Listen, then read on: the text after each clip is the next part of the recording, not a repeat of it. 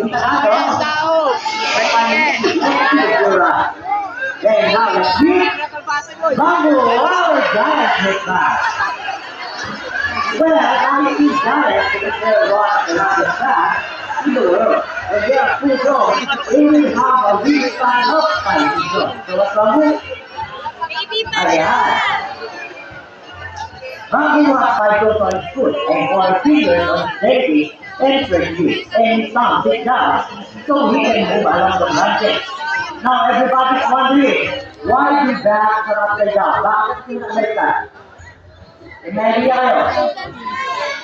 Para matulog? Para ma-exercise? O tinig lang nila? Magpaab? Well, we're a couple people. But right now, I just want you to close your hands. Like this. Come on. Everybody. Close it real tight.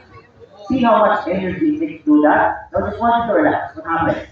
Your hands open, right? Thanks so much. Well, the back claws work closely. When they are relaxed, their claws are closed. So when they are on the brush, they are more comfortable. And the other reason is, their legs are so small and thin. They're not designed to walk on or take you from the ground, just like a bird. So what they need to do is just to climb up to a higher place. Wow.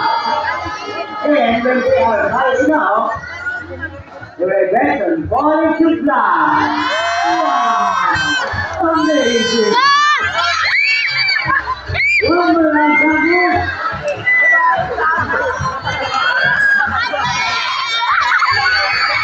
Alright, that's all about fly. That's all about fly.